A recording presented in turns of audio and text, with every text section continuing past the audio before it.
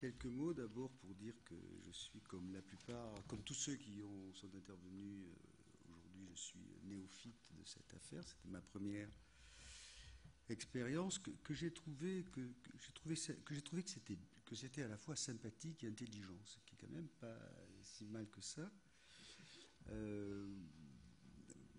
Donc je trouve qu'il y a eu une véritable. Alors quelle est la valeur ajoutée? Je crois qu'il y a eu une véritable valeur ajoutée qui est de nous être forcés à nous intéresser à d'autres qu'à nous-mêmes et qu'à nos plus proches, et peut-être à apprendre à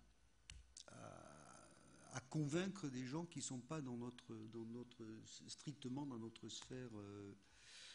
sphère intellectuelle. Et je pense que c'est plutôt de ce point de vue-là un acquis formidable. Alors, est-ce qu'on s'y est pris de la meilleure des manières? Moi, j'en suis pas sûr. Je crois que tout ça peut être redéfini.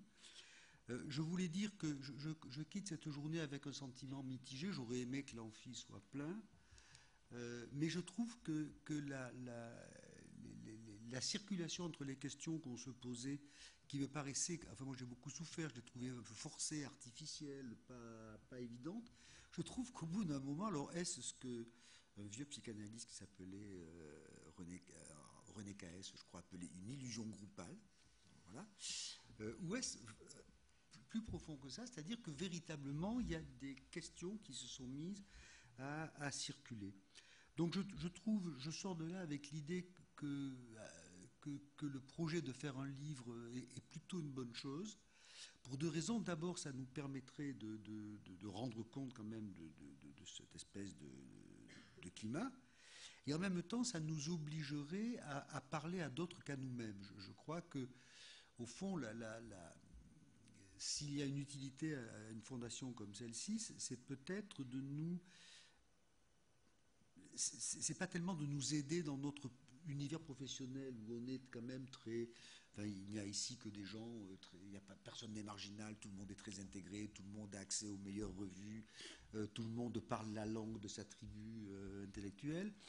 Mais je crois qu'un des enjeux aujourd'hui des sciences sociales, c'est peut-être de parler un peu à la société, si je peux me permettre.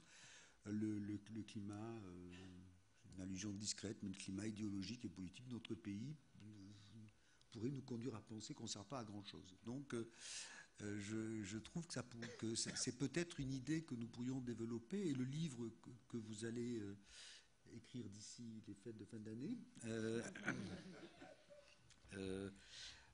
pourrait être peut-être un apprentissage collectif pour trouver une manière de dire, voilà, comment, sur une question comme celle de l'héritage, on peut parler, au fond, à la société, c'est vague, mais aux éditorialistes, aux gens qui font l'opinion, à la presse, enfin, parler, au fond, à une société qui n'entend souvent que le même son de cloche. Donc, je pense qu'on se retrouvera, une fois qu'on aura ce manuscrit pour le finaliser, pour voir à propos de la sortie de ce livre.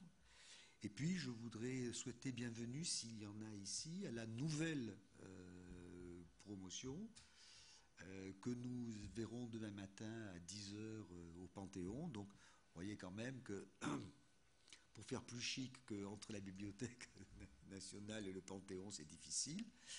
Bon, alors donc demain matin, on se trouvera avec les nouveaux venus au Panthéon. Et je voudrais dire aux autres que non seulement j'attends leur papier, mais que j'ai eu beaucoup de plaisir, et de plus en plus de plaisir, à vous rencontrer. Et je crois que pour moi, ce qui a été décisif, c'est quand je vous ai vu souffrir vraiment beaucoup pour parler 3 minutes à la télé. Là, je me suis dit, enfin même pas à la télé, devant une caméra, je me suis dit qu'au fond, on avait peut-être des choses à faire ensemble. Voilà. Je ne sais pas si Gilles veut rajouter autre chose, mais je crois qu'on commence à être fatigué. Merci. Voilà.